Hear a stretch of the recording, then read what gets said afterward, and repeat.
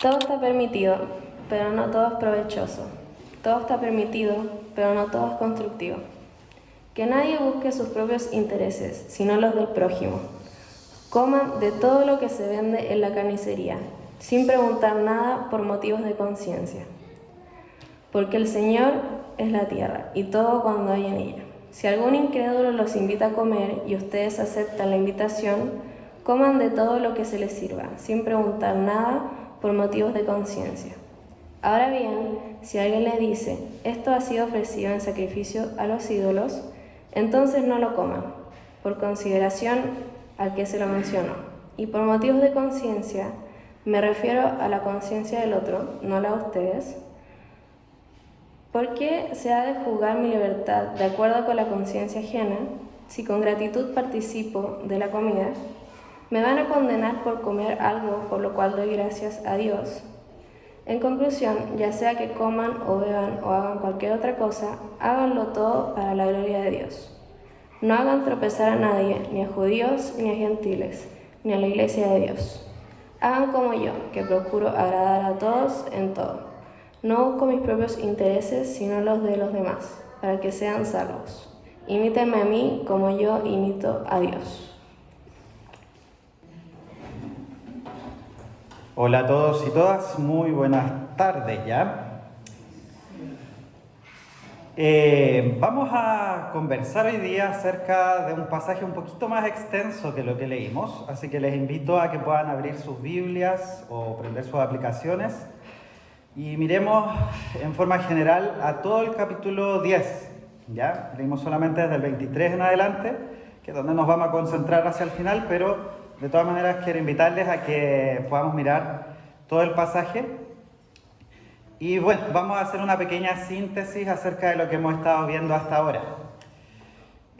Para quienes nos acompañan durante varios domingos ya, recordarán que durante este año estábamos revisando por completo la primera carta de Pablo a los Corintios. Y desde el capítulo 8 él viene respondiendo a una pregunta muy práctica. ¿Los cristianos pueden comer carne sacrificada a los ídolos? Pero como suele hacer nuestro querido apóstol Pablo, él no se queda en la superficie y nos da una lista de reglas o nos dice simplemente sí o no. Más bien, lo que está haciendo es educar a los corintios, enseñándoles a pensar espiritualmente y con madurez. Les está enseñando a vivir no solo preguntándose qué puedo hacer o qué no puedo hacer, sino algo más profundo, que refleja mejor a Cristo. Después en el capítulo 9, Pablo pone su propio ejemplo. Él tenía derechos como apóstol, pero por amor al Evangelio renunció a ellos. Y ahora, en el capítulo 10, entra al corazón de la advertencia y les dice, en otras palabras, no se confíen. Tener privilegios espirituales no los hace inmunes al pecado. Aprendan de la historia de Israel. Ellos lo tuvieron todo y aún así cayeron. No es que Pablo quiera asustarlos, pero sí quiere despertarlos. Quiere que vean que la vida cristiana es una carrera que se corre con disciplina, con humildad, con amor al prójimo, pero por sobre todo con los ojos puestos en Cristo. El llamado entonces de este capítulo 10 para nosotros, y como siempre me gusta partir con la conclusión, porque así si nos perdemos la mitad del sermón, al menos nos llevamos la conclusión. Dice así, no vivas desde la comodidad de tus derechos, vive desde el amor. No vivas preguntándote qué te está permitido. Vive preguntándote qué es lo que glorifica a Dios. Porque al final eso es lo que importa. Como leía recién Sofía, dice, sea que coman o beban, o hagan cualquier otra cosa, háganlo todo para la gloria de Dios. Oremos.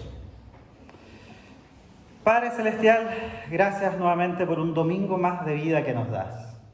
Gracias porque podemos estar aquí reunidos como tu iglesia, adorándote, compartiendo los unos con los otros y también escuchando tu palabra. Te pedimos que me uses a mí, un pecador más, para poder hablar lo que tú tengas para nuestra congregación el día de hoy. En el nombre de tu Hijo Jesús. Amén.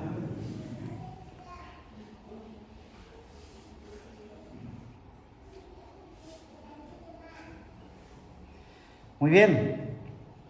Les decía yo que revisemos rápidamente en qué consiste todo este pasaje. Y la primera porción del capítulo, de los versículos del 1 al 13, Pablo lo que está haciendo ahí es contar un poco acerca de la historia de Israel, el pueblo de Dios. Y lo que él dice, en otras palabras acá, es impresionante. Dice que todos ellos, Israel, ¿cierto?, en la época del Antiguo Testamento, fueron un pueblo muy bendecido. Recuerda entonces todo lo que vivimos cuando estudiábamos Éxodo, ¿se acuerdan? Y bueno, el Pentateuco en general, que todos ellos pasaron por el mar, en el desierto fueron guiados por una nube, todos comieron del maná del cielo, todos bebieron de agua de una roca. Y Pablo dice que esa roca es Cristo, conectándolo con el tiempo actual para él, ¿cierto? En el siglo I. Es decir, en otras palabras, el pueblo de Israel fue una comunidad profundamente privilegiada. Y sin embargo, dice el texto, Dios no se agradó de la mayoría de ellos y quedaron muchos, sino que casi todos, en el desierto. ¿Y por qué? Porque a pesar de los privilegios espirituales, el corazón de muchos de ellos se desvió. Pablo menciona en estos primeros versículos al menos 4 pecados: idolatría, inmoralidad sexual, poner a prueba al Señor y el último, quejarse contra él. Y el primero que se menciona es la clave para entender los otros: la idolatría. No sean idólatras, versículo 7, como algunos de ellos, según está escrito, el pueblo se sentó a comer y a beber y se levantó a entregarse al desenfreno. Esto es una referencia a el becerro de oro, que está en Éxodo 32. ¿Se acuerdan ustedes un poquito de esa historia? Hubo muchos momentos en los cuales el pueblo de Dios le da la espalda a Dios. Y uno de los más notorios fue cuando ellos se empezaron a poner impacientes, porque Moisés, que era quien los estaba guiando, desapareció por unos instantes, para el punto de vista de ellos, ¿cierto? Y no encuentran nada mejor que hacer una estatua y empiezan a adorarla. Eso fue un claro ejemplo muy concreto de una idolatría. Sin embargo, Pablo aquí les recuerda a los cristianos del primer siglo, y también nosotros podemos recordarlo el día de hoy, que la idolatría no se trata solamente de estatuas o de rituales paganos. Se trata más bien de que tú pongas tu confianza, tu deseo, tu lealtad en algo que no es Dios. La idolatría no siempre se ve como algo grotesco o especialmente pagano. Puede disfrazarse de muchas cosas buenas. Puede disfrazarse de alguna relación. Puede disfrazarse incluso, entre comillas, del amor que tengas por tu familia. Puede disfrazarse de alguna causa que te apasione, de tu reputación, del ministerio cristiano o de tu sentido de suficiencia espiritual. Y la lista continúa perpetua. Porque la idolatría es poner tu lealtad en algo que no es Dios. O buscar tu satisfacción en algo que no es el Señor. A veces la idolatría, y pensemos acá un poquito en nosotros, se precede de momentos de desesperación en los cuales no vemos a Dios, así como los israelitas en el desierto. Y buscamos refugio en otras cosas, y estas cosas se tornan ídolos. Nuestra desesperación de una oración no contestada, o quizá contestada como no nos gusta, o el miedo a lo desconocido, al final nos pueden terminar alejando de Dios. Corrie ten Boom, una famosa relojera holandesa, pero que fue más bien famosa por haber protegido a miles de judíos durante la Segunda Guerra Mundial, todo esto originado de sus profundas convicciones cristianas, dijo una vez una frase que me parece muy apropiada en este momento. Ella nos recuerda diciendo, no tengan miedo en confiar un futuro desconocido a un Dios conocido. No tengan miedo en confiar un futuro desconocido a un Dios conocido. Y esa es la verdad, en la medida en que vamos conociendo mejor al Señor. Así como antes ilustrábamos esto en el Club de Jesús, ¿cierto? En que podemos dejarnos caer en sus brazos. Es mucho menos probable que nos alejemos. De eso se trata la vida eterna, queridas y queridos. Que vayamos conociendo al Señor para que podamos confiar más en Él. Si volvemos entonces al texto de hoy, en 1 Corintios 10, Pablo explica de que esto que ocurrió con el pueblo de Israel en el antiguo pacto sucedió como un ejemplo para la iglesia. Y luego en el versículo 12, Pablo concluye con una frase que nos desafía mucho. Y dice así: por tanto, si alguien piensa que está firme, tenga cuidado de no caer. ¿Se acordaban de esa frase? ¿La habían escuchado antes? El que cree que está firme, mire que no caiga, ¿cierto? Decía la Reina Valera. Y eso me hace recordar algo muy personal que viví hace un tiempo. Así que quiero contarles esta historia acerca de mí, pero porque creo que trae una reflexión interesante consigo, no porque quiera autohumillarme acá delante de ustedes. Hasta hace unos 10 o 12 años atrás, yo era una persona absolutamente sedentaria. El mayor ejercicio que hacía quizá era caminar hasta el metro para irme al trabajo o mover el control remoto, ¿cierto? Era todo lo que yo hacía. Sin embargo, producto de una enfermedad que tuve, me vi muy obligado a empezar una vida de hacer algo de ejercicio. Entonces, hice un cambio en mi estilo de vida muy radical, hace estos 12 años aproximadamente que les decía recién. Además de empezar a ejercitar en un gimnasio, empecé a cambiar mis hábitos de alimentación, el manejo del estrés, el descanso, y los beneficios físicos y anímicos de hacer deporte empezaron a hacerse notar y fueron increíbles. No tengo tiempo ahora de profundizar tanto en eso, pero realmente lo recomiendo. Y todo fue viento en popa al inicio. Bajé de peso, varios lo notaron, me sentí mejor, más activo, me cansaba menos al subir la escalera, anduve con mucho más ánimo, me bajó la presión arterial, todo excelente. Pero después de varios meses, quizá incluso un par de años puede ser,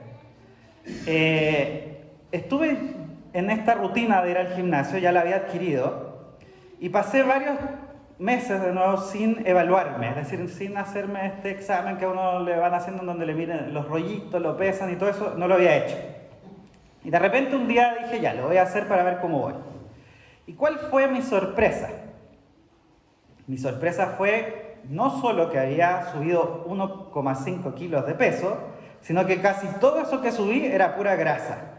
Y lo peor de todo es que había bajado 1 kilo de músculo. O sea, iba totalmente para atrás, como los cangrejos. En vez de ir para adelante, todo peor. Y ahí yo hice cortocircuito y dije, pero ¿cómo es posible esto si yo no he dejado de venir al gimnasio? He estado ejercitando todos los días, toda la semana, y después de eso me puse a pensar. Y claro, es cierto que nunca dejé de hacer ejercicio, pero ¿y todo lo demás en mi vida? Y ahí me cayó la teja. No sé en qué momento llegué a pensar, no importa lo que coma, total hago ejercicio. Da lo mismo cuánto coma o a la hora que coma, total hago ejercicio. Los chocolates, los dulces que casi por un año había esquivado, se convirtieron de nuevo en el consuelo en momentos de angustia. Dormía apenas 6 horas cada día, pero me repetía, no importa, total estoy yendo al gimnasio. Y mientras ese día, después de la evaluación lapidaria, estaba trotando en la cinta, me puse a pensar en el Salmo 1, ese que habla del hombre que encuentra su delicia en la ley del Señor, como un árbol en las corrientes del agua. Y ahí me puse a pensar mientras estaba trotando, ¿y será que en mi vida espiritual estoy cayendo en el mismo autoengaño? ¿Será que creo que estoy firme, pero en realidad es una ilusión? Me pregunté, ¿Estoy cuidando las disciplinas espirituales que sostienen mi relación con el Señor? ¿O tengo justificativos cómodos que me hacen sentir bien mientras estoy debilitándome por dentro? Cosas como, por ejemplo, no importa si no me congrego. Total, yo trabajo como misionero en la universidad. No necesito orar tanto. Total, estoy estudiando teología. No necesito confesar mis pecados. Total, soy parte del ministerio. Y me doy cuenta que esa forma de pensar puede terminar convirtiéndome, como dice el Salmo 1, en el tamo que se lleva el viento. Les pregunto a ustedes para que también reflexionemos juntos sobre esto. ¿Hay algo en tu vida que ha tomado el lugar de Dios, aunque tenga una apariencia espiritual? ¿Estás dependiendo de alguna imagen de firmeza mientras por dentro has dejado de buscar al Señor? ¿Qué estás usando como justificativo para no cultivar una vida espiritual saludable? Por favor, hermanas y hermanos, noten que Pablo no dice: si estás débil, ten cuidado de caer. No dice eso. Gloria a Dios si nos sentimos débiles. Él dice: si piensas que estás firme, porque el que cree que no puede caer, ya comenzó a alejarse. Y eso me hace pensar en nosotros como comunidad aquí en Ñuñoa. Somos una iglesia hermosa, con muchas personas que llevan años caminando en el Señor, con una historia rica y un testimonio en sus comunidades, en sus familias, en sus trabajos. Pero también sabemos que eso puede volverse, sin darnos cuenta, en una falsa seguridad. Podemos pensar: ya llevo años acá, ya hice discipulado, lideré, fui parte del concilio, o hago esto en este instante X, y quizás sin querer dejamos de cuidar nuestro corazón. Nos relajamos espiritualmente, bajamos la guardia. Y al mismo tiempo hay hermanos, hermanas, amigos, amigas entre nosotros que vienen cada domingo, que buscan algo, pero quizás no han entendido la profundidad del Evangelio, la belleza de la gracia, o lo que significa vivir una fe que transforma cada área de nuestra vida. Pablo nos llama a todos, a maduros y nuevos, comprometidos y visitantes, a mirar el corazón, a preguntarnos: ¿estoy viviendo por amor a Cristo o simplemente estoy viniendo al gimnasio espiritual cada semana sin revisar el alma? Y mi oración es que esta iglesia, esta comunidad que amo, sea un lugar no solo donde parezcamos firmes, sino donde haya raíces profundas en el Evangelio, una dependencia real del Espíritu y una vida que fluye hacia la misión, hacia el prójimo y hacia el mundo. Ese es el primer punto que Pablo toca entonces en 1 Corintios 10. Segundo punto: discernir con amor, no vivir para nosotros mismos. Les pido ahora que miremos un poquito hacia abajo, ahí donde sí leímos hoy día ya, que es desde el versículo 23 hasta el 30. Acá la idea clave, creo yo, es que la madurez cristiana no se mide por cuánto sabes o qué puedes hacer, sino por cómo consideras al otro en tus decisiones. Aquí Pablo entra en una sección muy práctica. Algunos corintios estaban diciendo: todo me está permitido. Y en parte tenían razón, porque ya no estaban bajo la ley del Antiguo Testamento. Hay libertad. Pero Pablo los contrasta con un matiz fundamental. Sí, todo está permitido, pero no todo conviene. En otras palabras, no todo edifica. Hay cosas que puedo hacer, pero que si las hago sin discernimiento, sin amor al otro, sin pensar en el impacto, estoy fallando. Y Pablo lleva eso a un ejemplo muy cotidiano para ellos: comer carne vendida en el mercado o comer en casa de un no creyente. Aquí solo un recordatorio, si es que no han podido venir a lo mejor en los domingos anteriores, que vimos más en detalle esto. La carne que se comercializaba en esa ciudad, mucha de ella provenía justamente de los sacrificios de los ídolos. Es decir, era una carne que había tenido un origen, ¿cierto?, en el momento en que el animal era sacrificado, que era conflictivo, ¿cierto?, con la fe de la iglesia. Entonces, para ellos, con sus raíces judías, eso era absolutamente fuera de lugar. Sin embargo, Pablo ha estado tratando este tema con ellos, ¿ya? Ha estado dialogando en torno a este tópico durante varios capítulos y ahora lo vuelve a traer acá.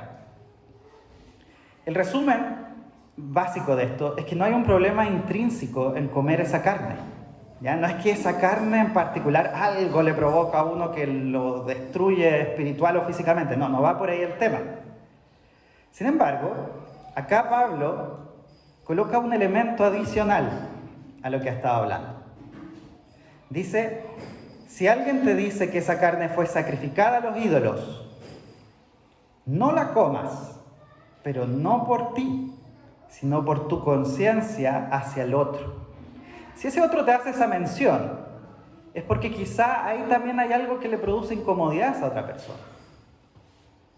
Por lo tanto, Pablo está diciendo que la libertad cristiana siempre se va a filtrar por el amor. Eso es algo que a nosotros hoy día de este lado de la cruz, ¿cierto?, de acá, de este lado de la historia, también nos debe impactar de alguna forma. No vivimos entonces preguntándonos, ¿esto me afecta a mí? Sino, ¿esto puede tropezar al otro? ¿Esto refleja a Cristo hacia el otro? ¿Esto edifica al otro? Vivimos en una cultura, ¿cierto?, donde la lógica dominante es yo decido. Yo sé lo que me conviene, yo hago lo que quiero mientras no daña a los demás. Pero, por otro lado, también tenemos un pensamiento que yace en nuestra subcultura cristiana, en que pensamos que en el cristianismo como una religión que prohíbe y nos prohíbe y nos prohíbe cosas, que nosotros debiéramos hacer o no hacer cosas para alcanzar la salvación. Y no se trata ni de lo uno ni de lo otro, ni de solo pensar en nosotros, ni de tampoco pensar de que el cristianismo es una religión de reglas únicamente. El Evangelio nos invita a algo distinto, a vivir no desde el yo, sino desde el amor. Entonces las preguntas cambian. Ya no pregunto, ¿puedo hacerlo?, sino, ¿conviene? ¿Edifica? ¿Ayuda a alguien más a ver mejor a Cristo? Como esto puede ser un poquitito abstracto, quiero compartir con ustedes algunas ideas que pueden ser ejemplos para ilustrar esto. Aquí cada cual sí tiene que pensar un poco en su propia realidad, dónde le aprieta el zapato o qué cosas tiene a su alcance que pudieran reflejar esto. Por ejemplo, una persona cristiana con libertad para tomar una copa de vino. ¿Se acuerdan del primer sermón que me tocó hablar este año? Hablé justo de eso, ¿ya? Pero una persona que siente y sabe esta libertad de tomar vino puede abstenerse, en cierto contexto, de tomar una copa de vino por el amor a un hermano o hermana, por ejemplo, que ha luchado con el alcohol. Esa es la libertad que viene del amor. El que tú sepas en ese contexto decir, no lo voy a hacer. O también puede ser en las redes sociales. Uno no llega y postea lo primero que se le ocurre, ¿cierto?, cuando acaba de ver una noticia desagradable o algo que le incomodó y botar en las redes sociales lo primero que se le viene a la mente. ¿Puede o no puede hacerlo? Puedes. ¿Pero conviene hacerlo? ¿De qué manera eso que tú vas a publicar afecta la conciencia de otras personas? De los más jóvenes que te están mirando, de gente en tu círculo cercano. De nuevo, la libertad ahí se filtra a través del amor. Hace un tiempo, una amiga de la organización del grupo bíblico donde yo trabajo me contaba que había decidido dejar de comprar ropa durante más o menos como 5 años. ¿Ya? Ella dijo, no voy a comprar más ropa durante 5 años. No por moda ni por falta de dinero. Ella lo hizo porque empezó a informarse acerca del impacto ecológico de la industria de la moda. Toneladas de desechos, agua contaminada, explotación laboral, consumo desmedido. Y me decía, no es que esté mal tener ropa nueva, pero me di cuenta que mis decisiones también afectan a otras personas, aunque yo no las conozca. Y si lo que yo compro destruye la creación de Dios o daña la vida de otros, ¿realmente estoy glorificando a Dios con mi libertad? Esa reflexión me quedó dando vueltas porque muchas veces como cristianos pensamos que mientras no pequemos directamente, no dañemos a otros directamente, está todo bien. Pero Pablo aquí nos está desafiando a ir más allá, a preguntarnos no solo, ¿puedo hacerlo? Sino esto edifica, bendice, construye el reino de Dios o lo erosiona.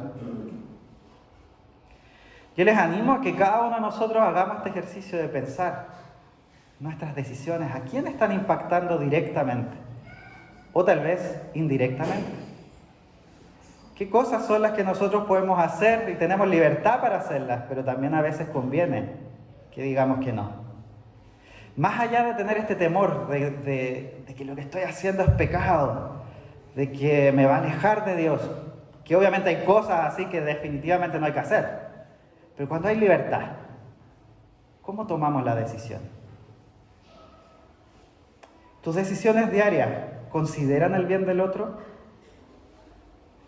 ¿Qué libertad estás usando sin amor?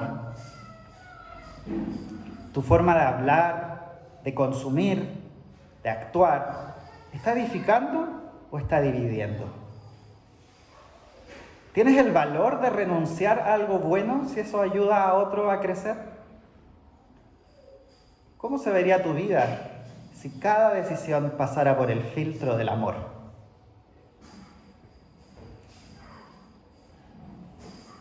Pablo nos enseña entonces que vivir en Cristo no es vivir buscando la conveniencia personal, sino el bien del prójimo y la gloria de Dios. Y ese estilo de vida, querido y querida, no es una carga, es una imitación. Porque hay alguien que ya vivió así perfectamente, Cristo. Y eso nos lleva al último punto, desde los versos 31 hasta el primer versículo del capítulo 11. Sigamos el ejemplo, vivamos como Cristo. Pablo cierra esta sección entonces con una frase que podría resumir todo lo que se ha dicho desde el capítulo 8. Así que ya sea que coman o beban, posteen en redes sociales o no, tomen vino, usen ropa nueva, no usen ropa nueva, hagan cualquier cosa, pero háganlo todo para la gloria de Dios. Esto es profundamente significativo.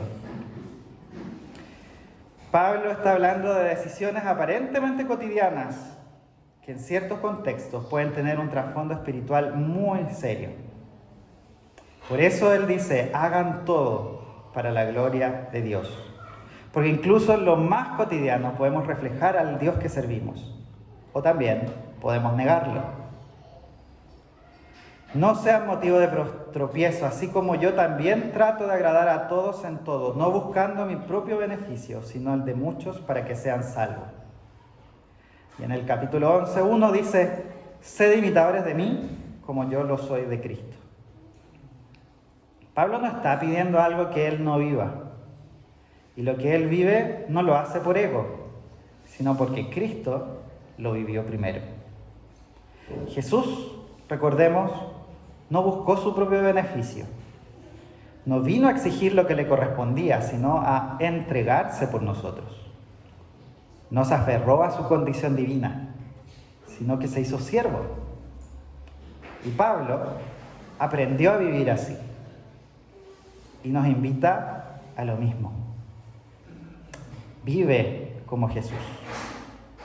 En lo que comes, en lo que eliges, en lo que compartes, en cómo tratas a los demás, en lo que publicas, en lo que ves en internet, en lo que compras. Hazlo todo para la gloria de Dios. Yo siempre comento esto cuando estamos en los grupos en casa o en estudios bíblicos, porque creo que es un desafío importante para nosotros los que decimos ser discípulos de Jesús. Para muchas personas que nos rodean, nosotros vamos a ser lo más parecido a Jesús que van a conocer en su vida. Entonces intentemos ser buenos reflejos, buenas imágenes, por amor a ellos. ¿Qué tan presente está Dios entonces en nuestras decisiones diarias? ¿Tu estilo de vida refleja el carácter del Señor? ¿Qué pasaría si esta semana tomaras todas tus decisiones preguntándote, ¿esto glorifica a Dios? ¿Esto edifica a mi hermano, a mi hermana? Si no estás imitando a Jesús, pon mucho ojo, porque a alguien estás imitando. Las personas no somos originales. Nuestro cerebro está hecho para copiar a alguien o algo. Entonces, ¿a quién estás imitando en tu vida cotidiana? ¿A un político? ¿A una persona que admiras mucho? ¿Un artista? ¿O a Jesús de Nazaret? Afortunadamente, queridos y queridas, esto no es, si bien no es fácil, no estamos solos. El Señor nos ha dado su Espíritu. Y cada vez que elegimos ceder nuestro derecho por amor, cada vez que priorizamos al otro, cada vez que buscamos la gloria de Dios por sobre la nuestra, el Espíritu Santo está con nosotros y nos está guiando a reflejar a Jesús. Un resumen de lo que hemos conversado entonces en base a este capítulo de 1 Corintios 10. Solo para recapitular todo lo que hablamos en este ratito. Primero, no te confíes. Incluso si llevas años en la fe, examina tu corazón, derriba los ídolos y vuelve a las disciplinas que nutren tu alma. No seas como yo y digas que yo voy al gimnasio. ¿Ya? Segundo, discierne con amor. No vivas preguntándote solamente si algo lo puedes o no lo puedes hacer, sino pregunta cómo puedes hacerlo, reflejando mejor al Señor y amando al prójimo. Y tercero, imita a Cristo en lo cotidiano, en lo escondido, en lo difícil. Y para eso tienes que conocerlo. Vive para la gloria de Dios. Yo sueño con una iglesia así. Primero, una iglesia local, nosotros los que estamos acá, que podamos ser una comunidad de gracia, donde la gracia no es un concepto, sino algo donde todos estamos caminando, donde no buscamos cumplir apariencias, sino de conocer, disfrutar a Cristo, donde se encarne nuestra fe y se comparta y se viva, donde lo que creemos se vuelve pan para el hambriento, hospitalidad para el solitario, justicia para el marginado. Sueño con que podamos vivir como iglesia local de esa manera, pero también como iglesia global, que realmente seamos sal y luz en el mundo, que vivamos la gracia, que el mundo sea transformado por la predicación que hacemos acerca del Señor Jesús, que vivamos todos para la gloria de Dios y así el mundo pueda conocerlo a Él. Muchas gracias. Oremos y pongámonos en las manos del Señor. Padre Celestial, gracias por este nuevo capítulo de la Carta a los Corintios y quedamos muy desafiados. Te pedimos, Señor, que nos ayudes a ponernos en tus manos, a ser moldeados por ti, Señor, a que podamos ser fieles reflejos tuyos y que podamos vivir como tú viviste, amando al prójimo. Señor, quizás muchos de nosotros hoy día nos sentimos frágiles, nos sentimos débiles, incluso tal vez hasta hemos llegado al punto de dudar de tu existencia. Yo te pido, Señor, que a través de tu Espíritu nos traigas rescate, nos traigas un viento fresco, Señor, que revitalice nuestra comunión contigo. Te pido por cada uno de mis hermanas y hermanos acá, Señor, que nos ayudes, porque solos no podemos. En el nombre de tu Hijo Jesús. Amén.